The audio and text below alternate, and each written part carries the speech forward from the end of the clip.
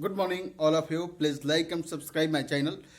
आप सबसे आग्रह है कि आप हमारे इस चैनल को लाइक और सब्सक्राइब जरूर करें यदि आपको पसंद आए तो, और अपने मित्रों के पास भी इसे शेयर करने का प्रयास करें। आज जो हम पढ़ेंगे दिल्ली सल्तनत के प्रशासन की दूसरी क्लास है। यानी अगली जो पिछली क्लास हम लोगों ने पढ़ी थी वो दिल्ली प्रशासन की क्लास थी, और दिल्ली प्रशासन में हम लोगों ने उसमें देखा था कि प्रशासनिक इकाइयां कौन कौन सी है, केंद्रीय प्रशासन कैसे संचालित होता है, सुल्तान का रोल कैसे है। इन सब विषयों में हमने पिछली क्लासों में पढ़ा था। जो स्टूडेंट नए होंगे या पहली बार जो है इस वीडियो को देख रहे होंगे तो सबसे पहले वो पढ़ने का ये क्रम ऐसे रखें कि दिल्ली सल्तनत की शुरुआत 1206 ईस्वी से हुई है और दिल्ली सल्तनत पे लगभग 5 वंशों ने राज्य किया है, जिसमें से गुलाम वंश, खिलजी वंश, तुगलक वंश, सैयद वंश और लोधी वंश है। इन पांचों वंशों के विषय में विस्तृत रूप से हमने पढ़ा दिया है, और इन पांचों वंशों के काल में जो प्रशासनिक व्यवस्था थी ये किस तरह से संचालित होती थी, इसके विषय में हम अब पढ़ रहे हैं। इससे पिछले क्लासों में हमने प्रशासन संबंधित एक क्लास किया था, और ये प्रशासन की दूसरी क्लास है। इन दो क्लासों को यदि आप पूरी तरह से अच्छी से देख लेते हैं, 2 से 3 बार देखते हैं, इसके बाद से मेरा विश्वास है कि दिल्ली सल्तनत से संबंधित सभी तरह के प्रश्न आप सॉल्व करने के लिए एलिजिबल हो जाएंगे, और दिल्ली सल्तनत से संबंधित एक स्पष्ट और बृहद कंसेप्ट आपके दिमाग में स्पष्ट होने लगेगा। तो आज देखेंगे हम दिल्ली सल्तनत के प्रशासन की क्लास, दूसरी क्लास है। तो दूसरी क्लास में हम पढ़ेंगे कि सल्तनत काल में की जो भूराजस्व व्यवस्था थी ये कैसी थी, यानी अर्थव्यवस्था के साधन सल्तनत काल में कैसे थे। तो प्रशासन के तहत ही हम अर्थव्यवस्था को भी देखते हैं, गुप्तचर व्यवस्था, सैन्य व्यवस्था, न्याय व्यवस्था, ये सभी प्रशासन के ही हिस्से हैं। तो आज हम देखेंगे कि दिल्ली सल्तनत काल में जो कर व्यवस्था थी, जो सल्तनत की आय थी, वो किन किन क्षेत्रों से होती थी, सल्तनत के आय के क्या क्या स्रोत थे या क्या क्या साधन थे, किस किस स्रोतों से सल्तनत को आय प्राप्त होती थी। अब देखें कि सबसे पहले हम कर व्यवस्था के विषय में देखें, और कर जो था सल्तनत कालीन आय के स्रोत, ये है भूराजस्व व्यवस्था। भूराजस्व व्यवस्था 2 तरह की होती थी। एक भूराजस्व के लिए 2 शब्द आए हैं। एक आया है उस्र।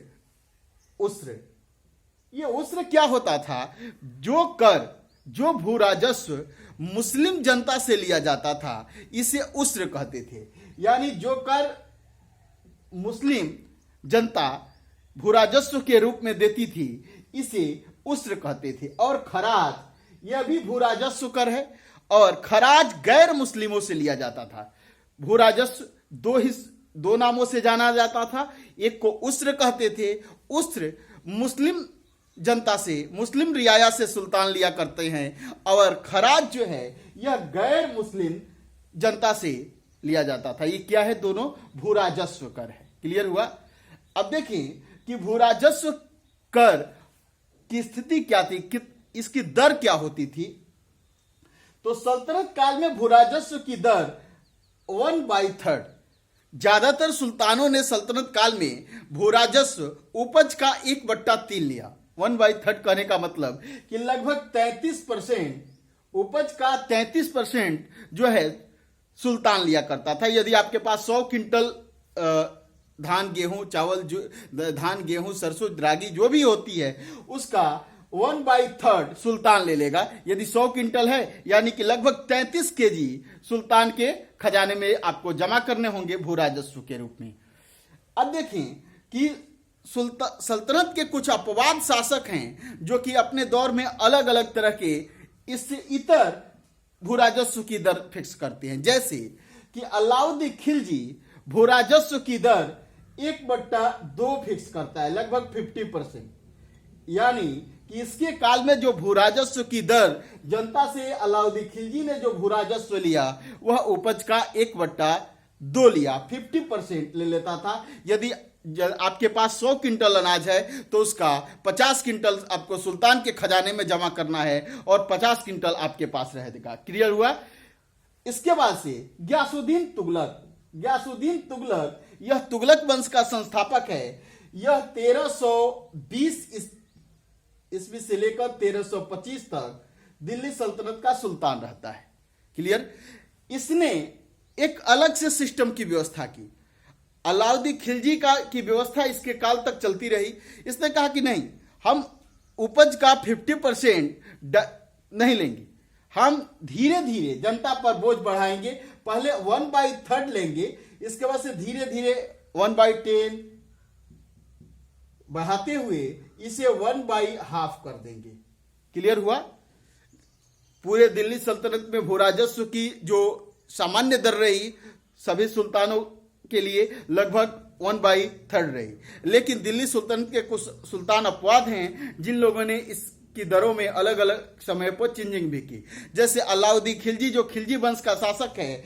अलाउद्दीन खिलजी का टाइम पीरियड आप थोड़ा सा ध्यान रखेंगे कि इसका टाइम पीरियड है 1296 से लेकर 1316 ईस्वी तक। यह दिल्ली का सुल्तान रहता है और इस समय यह उपज का 1/2 हिस्सा भू राजस्व के रूप में वसूल करता है। गयासुद्दीन भी तुगलक 1/3 से धीरे धीरे इसको इंक्रीज करके 1/2 करने का प्रयास करता है। अब देखें कि मोहम्मद बिन तुगलक के विषय में ध्यान दें कि मोहम्मद बिन तुगलक आप जान ही रहे हैं, यह तुगलक वंश का शासक है। पूरे दिल्ली सल्तनत में काफी सर्वाधिक विद्वान शासकों में इसकी गणना होती है। इसका टाइम पीरियड आप देखें तो इसका टाइम पीरियड है 1325 से 1351। क्लियर है। इसने इसके पूरे साम्राज्य में, पूरे सल्तनत में, मोहम्मद बिन तुगलक के पूरे सल्तनत में 1/2 भू राजस्व लिया, 1/3 भू राजस्व लिया जाता है। लेकिन मोहम्मद बिन तुगलक पिछली क्लास जो किए हुए होंगे उन्होंने देखा कि कैसे यह तकाबी ऋण देता है। तकाबी ऋण किसानों द्वारा नहीं जमा करने पर यह इस नुकसान, इस लॉस की भरपाई करने के लिए केवल एवं केवल दोआब क्षेत्र में, दोआब क्षेत्र गंगा यमुना के दोआब क्षेत्र में भू राजस्व की दर बढ़ाकर 1/2 कर दिया। लेकिन जनता द्वारा विद्रोह किए जाने पर इसे वापस लेना पड़ा। केवल दोआब क्षेत्र में, कहां?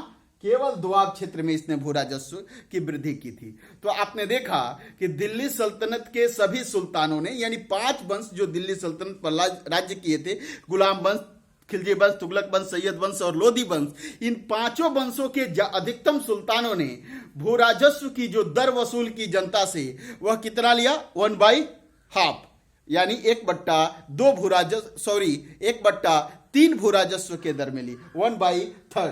क्लियर हुआ।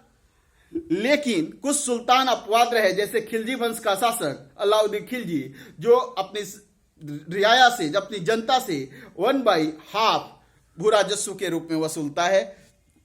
गयासुद्दीन तुगलक, जो तुगलक वंश का संस्थापक है, यह धीरे धीरे इंक्रीज करके इसे 1/2 करने की बात करता है। 1/3 से यह इंक्रीज करेगा और 1/2 तक ले जाएगा। इसी तरह मोहम्मद बिन तुगलक, जो तुगलक वंश का शासक है, यह केवल और केवल दोआब क्षेत्र में, गंगा यमुना के दोआब क्षेत्र में भू राजस्व की दर 1/2 करता है। बाकी इसके सभी क्षेत्र से, सभी साम्राज्य से, सभी सल्तनत से ये इसकी दर जो थी 1/2 थी, 1/3 थी। क्लियर हुआ। अब देखें कि यदि आप अपवाद को छोड़कर, ठीक है, सभी काल में भू राजस्व की दर कितनी रही? 1/3। क्लियर हुआ। अब देखिए अपवाद कौन कौन से हैं ये भी याद हो गया कि अलाउद्दीन खिलजी 1/2 लेता है, 50% लेता है। गयासुद्दीन तुगलक 1/3 से धीरे धीरे इसे कम करेगा और इसको बढ़ाते जाएगा और बढ़ाकर कहां कर देगा? 1/2 कर देगा की बात करता है। मोहम्मद बिन तुगलक केवल और केवल गंगा यमुना दोआब क्षेत्र से भू राजस्व का 1/2 टैक्स के रूप में वसूल करता है। अब देखें कि दूसरा कर है। एक तो देखा कि सल्तनत को कहां से आय प्राप्त होती है? सर्वाधिक आय सल्तनत को भू राजस्व से ही प्राप्त होती है।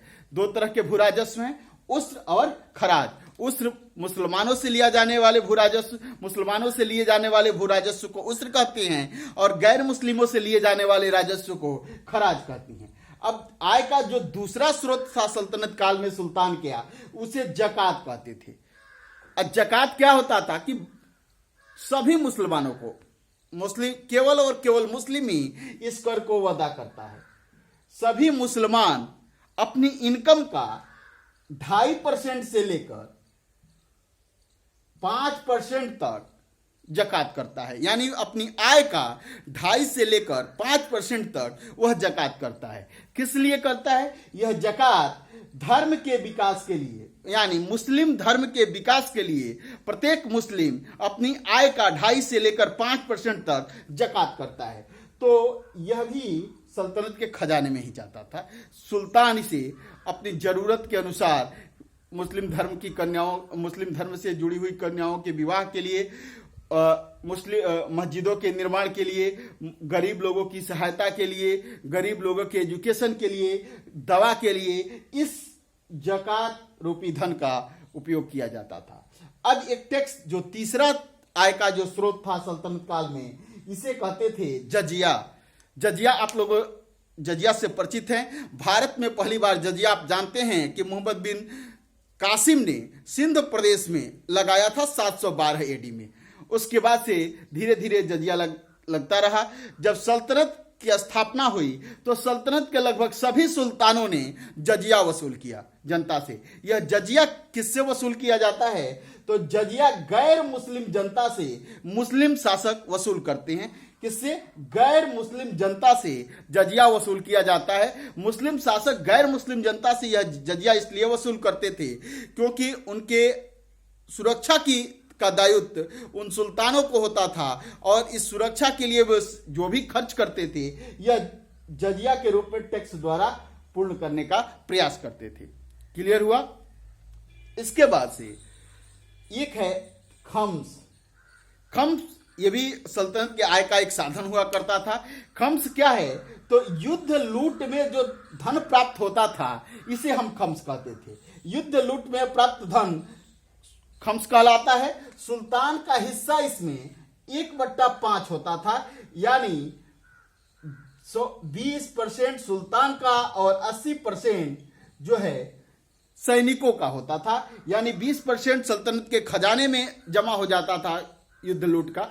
खम्स मीन्स युद्ध लूट का धन, और ये जो धन होता था इसका 1/5 सुल्तान लेता था और बाकी जो है सैनिकों में वितरित कर दिया जाता था। यानी 20% इसका सुल्तान लेता था और 80% सैनिक लेते थे। लेकिन एक अपवाद शासक हुआ अलाउद्दीन खिलजी। यह खिलजी वंश का शासक है, आप जान ही रहे इसके विषय में। बाजार नियंत्रण व्यवस्था के लिए यह इतिहास में काफी प्रसिद्ध शासक है। अपनी बाजार नियंत्रण व्यवस्था इसने लागू की थी दिल्ली सल्तनत काल में। यह अब सैनिकों को इसमें से 20 हिस्सा देता है, 20%, और 80% यह दिल्ली सल्तनत के खजाने में जमा करता है। क्लियर हुआ कि खम्स को किसने पलट दिया? जो खम्स कभी 20% दिल्ली सल्तनत के खजाने में सुल्तान के पास आता था और 80% सैनिकों में बांट दिया जाता था, उसे अलाउद्दीन खिलजी ने उलट दिया। 80% सुल्तान स्वयं लेता और मात्र 20% सैनिकों में वितरित करता था। क्लियर हुआ? आगे देखिए, सिकंदर लोदी ने खम्स में कोई हिस्सा नहीं लिया। अब देखिए, एक सुल्तान ऐसा भी था जो कि सैनिक, जो खम्स था, इसमें कोई हिस्सा इससे वसूल करता ही नहीं था। खम्स पूरी तरह से सैनिकों में वितरित कर दिया। यह दिल्ली सल्तनत का लोदी वंश का सुल्तान है सिकंदर लोदी। सिकंदर लोदी का टाइम पीरियड आप जान ही रहे हैं, यह है 1489 ईस्वी से लेकर 1517 ईस्वी तक। यही सिकंदर लोदी है जो कि भू राजस्व की वसूली सही तरीके से हो सके, इसके लिए गज ए सिकंदरी का शुरुआत किया। यह गजे सिकंदरी भूमि की पैमाइश के लिए का जो है मापक यूनिट था, यंत्र था, जरीब था यह एक तरह से, जिससे कि भूमि की का मापन वास्तविक रूप से हो सके और उस पे जो भू राजस्व की दर तय हो वो वास्तविक रूप से उचित मूल्य उसका तय हो। इसके लिए गजे सिकंदरी का निर्माण इसने किया।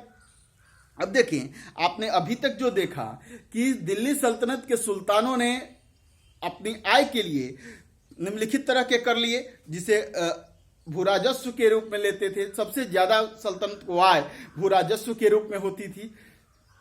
भूराजस्व को दो नामों से हम जानते थे, एक उस्र है, दूसरा खराज।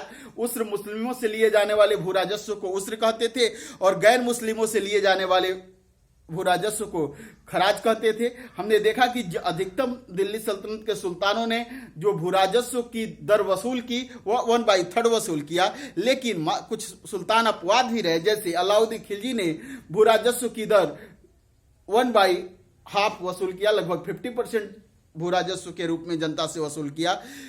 गयासुद्दीन तुगलक धीरे धीरे 1/3 से इंक्रीज करके इसे 1/2 करने का प्रयास करता है। मोहम्मद बिन तुगलक केवल और केवल द्वाब क्षेत्र से, गंगा यमुना द्वाब क्षेत्र से भूराजस्व 1/2 वसूल करने का प्रयास करता है। बाकी दिल्ली सल्तनत के सभी सुल्तानों ने भूराजस्व की दर लगभग 1/3 वसूल की है। अब हमने देखा कि इसके बाद से भूराजस्व के बाद जो आय का दूसरा साधन था जकात था। जकात यह हर प्रत्येक मुस्लिम अपने इनकम का 2.5 से लेकर 5% तक जकात करते थे। तीसरा जो मुख्य साधन था आय का, यह था जो जजिया। जजिया जो था यह मुस्लिम सुल्तान गैर मुस्लिम रियाया से लिया करता था। चौथा जो साधन था ये खम्स था। खम्स युद्ध लूट में प्राप्त धन को खम्स कहते थे। इसमें सुल्तान का हिस्सा 20% होता था और यानी 1/5 होता था और 80% हिस्सा ये सैनिकों का होता था। लेकिन अलाउद्दीन खिलजी ने इसमें बदलाव किया और इसने 20% सैनिकों में वितरित किया और 80% अपने पास रख लिया। दिल्ली सल्तनत का इकलौता सुल्तान सिकंदर लोदी है, जो लोदी वंश का सुल्तान है। इसने खम्स में कोई भी हिस्सा नहीं लिया। क्लियर हुआ? अब देखें कि ये तो हुआ, अलाउद्दीन खिलजी ने 2 अन्य कर भी वसूल किए। अलाउद्दीन खिलजी जनता से 2 अन्य कर भी वसूल किए। एक को कहते हैं चराई कर और दूसरे को कहते हैं गढ़ी कर। चरही कर, इसे चराई कर को चरही कर और गढ़ी कर को घरही कर। चराई कर ये जो है ये चरगाहों पर लगने वाला कर था, यानी यह किसान अपने मवेशियों को जिन चरागाहों में चराते थे तो दुधारू मवेशियों पर यह एक टैक्स लगाता था जिसे चरही कर कहते थे, यानी चराई कर। तो ये कर किसने लगाया है? अलाउद्दीन खिलजी ने। अलाउद्दीन खिलजी ने एक और कर जनता से वसूल किया जिसे हम गढ़ी कर कहते हैं या घरी कर कहते हैं। यानी सल्तनत काल से पहले बहुत कम शासकों ने घर पे टैक्स लगाया, यानी कि जिस घर में आप रहते हैं इसके लिए भी आपको टैक्स देना होगा सुल्तान को। तो ये काम कौन करता है? तो अलाउद्दीन खिलजी। अलाउद्दीन खिलजी 2 करों को लगाता है, घरही कर और चरही कर। एक और कर है जिसे आप याद रखेंगे, हक ए सर्ब। हक ए सर्ब। इसकी चर्चा मैंने जब मैं पढ़ा रहा था फिरोज शाह तुगलक को उस समय भी की थी। यह हक ए सर्ब क्या है? तो हक ए सर्ब जो है यह सिंचाई कर है। कैसा कर है? सिंचाई कर है। यह हक ए सर्ब किसने लगाया था? तो इस कर को लगाने वाला शासक फिरोज शाह तुगलक है, क्योंकि आप जानते हैं कि दिल्ली सल्तनत में सर्वाधिक सिंचाई की व्यवस्था करने वाला, सर्वाधिक नहरों का निर्माण करने वाला जो है सुल्तान फिरोज शाह तुगलक है। तो फिरोज शाह तुगलक ने एक नया कर लगाया था, सिंचाई कर, जिसे हक ए सर्ब कहते थे। अलाउद्दीन खिलजी ने 2 नए कर लगाए, जैसे घरही कर और चरही कर, यानी चराई कर और गढ़ी कर। यह जनता से वसूल करता है। हक ए सर्ब कितना लेता है? 1/10 लेता था, उपज का 1/10 लेता है। यह अपनी इच्छा के अनुसार और क्षेत्र के अनुसार जो है यह कर निश्चित करता है अलाउद्दीन खिलजी। अब देखें कि सल्तनत काल में आय के प्रमुख साधन कौन कौन से थे। आपने देखा कि सल्तनत काल में जो आय के प्रमुख साधन अभी तक हम लोगों ने जो पढ़ लिया, भूराजस्व कर, जकात, जजिया, खम्स, चरई कर, घरही कर, हक ए सर्ब ऐड कर लें, व्यापार, कुछ अन्य कर भी उपकर के रूप में सुल्तान कभी कभी जरूरत पड़ने पर लिया करता है। अब देखें, आय का दूसरा स्रोत व्यापार था, यानी कि छोटे बड़े लेवल पर तो व्यापार नहीं होते थे, लेकिन छोटे पैमाने पर सल्तनत काल में व्यापार होता था। और इस व्यापार के लिए